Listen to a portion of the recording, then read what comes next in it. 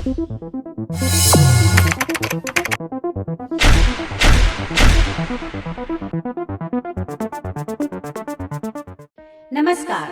आप देख रहे हैं वाव जंक्शन।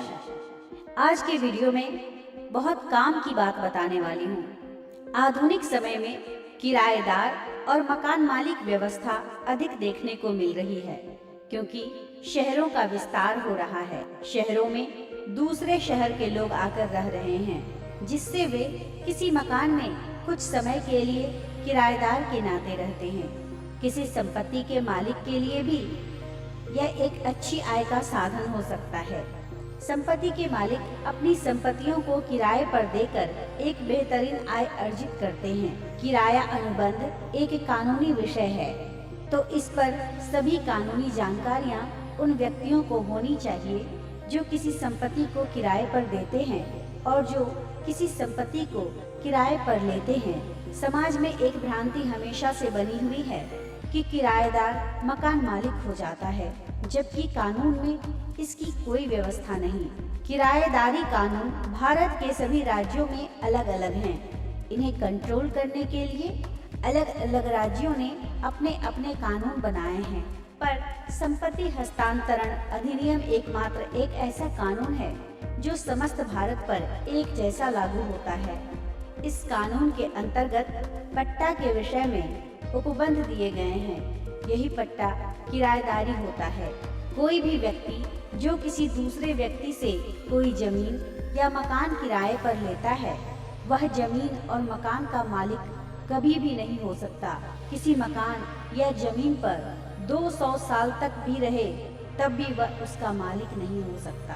कानून ने स्पष्ट किया है कि किराएदार के पास किसी मकान या जमीन पर रहकर उसके उपभोग करने का अधिकार होता है, पर उसका मालिकाना हक नहीं होता। मालिकाना हक उस व्यक्ति का होता है जिस व्यक्ति के पास प्रारंभ से होता है।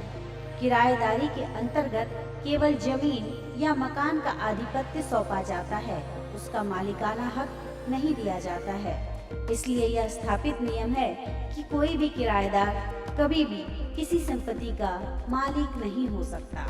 किराएदारी के मामले में देखा जाता है कि किराया अनुबंध और किराए की रसीद को लेकर मकान मालिक और किराएदार सतर्क नहीं होते हैं। मकान मालिक भी अपना किराएनामा बनवाते नहीं हैं और किराएदार भी इस पर जोर नहीं देते, जबकि यह बहुत खतरनाक है। किसी भी संपत्ति को किराए पर देने से पूर्व उस संपत्ति का किराएनामा बनवाया जाना चाहिए और हर महीने किराए की वसूली पर मकान मालिक द्वारा किराएदार को एक रसीद देना चाहिए, जिसे किराया रसीद कहा जाता है। इस प्रकार के व्यवहार से सबूत रिकॉर्ड पर रहते हैं। अगर ऐसा कोई सबूत नहीं हो, तब संपत्ति पर कब्जा बनाकर बैठा व्यक्ति यह भी दावा कर सकता है कि मैं मालिक की हैसियत से बैठा हूँ या फिर मुझे दान में मिला है। और भी दूसरे बहुत सारे पहलू हैं जिस पर उसके द्वारा यह दावा किया जा सकता है कि मैं किस हैसियत से इस संपत्ति पर आधिपत्य लेकर बैठा हूँ। इन समस्याओं से बचने के लिए किराएनामा और किराए की रसीद आवश्यक रूप से बनाई जानी चाहिए, तभी किसी संपत्ति को किराए पर दिया जाना चाहिए। इससे कानूनी मदद मिलती है और मकान मालिक तथा किराएदार दोनों के कानूनी अधिकार सुरक्षित हो जाते हैं। आमतौर पर यह देखा जाता है कि जब भी किसी मकान या जमीन को किराए पर दिया जाता है, तो मकान मालिक 11 महीने का किराएनामा बनाता है, जिससे लोगों को यह लगने लगा है कि किराएनामा 11 महीने का ही होता है, जबकि यह बात ठीक नहीं है। 11 महीने का किराएनामा जैसी कानून में कोई उल्लेख नहीं मिलती। यह तो लोगों द्वारा बनाई गई एक प्रथा है। कोई भी किरायानामा 11 महीने का भी हो सकता है और 11 महीने से कम का भी हो सकता है और 50 वर्ष तक का भी हो सकता है और एक अनिश्चित समय के लिए भी हो सकता है। इसके लिए कोई निश्चित समय नहीं है, पर कोई भी संपत्ति को 11 महीने से अधिक समय के लिए किराए पर दिया जाता है, तब ऐसी संपत्ति के पट्टे का रजिस्ट्रेशन कराना होता है। इसका उल्लेख भारतीय रजिस्ट्रेशन एक्ट के अंतर्गत मिलता है, जहां यह स्पष्ट रूप से लिखा हुआ है कि अगर आप 11 महीने से अधिक समय के लिए किसी संपत्ति को किराया पर दिया जाता है, तब ऐसी स्थिति में उस किराएनामा को रजिस्टर कार्यालय में रजिस्टर्ड करवाया जाएगा। अब यहाँ पर रजिस्ट्रेशन का काम थोड़ा महंगा होता है। वहाँ पर स्टाम्प शुल्क देना होता है, रजिस्ट्रेशन का शुल्क देना होता है और फिर किराएनामा रजिस्टर्ड होता है, तभी उसे कानूनी मान्यता मिलती है।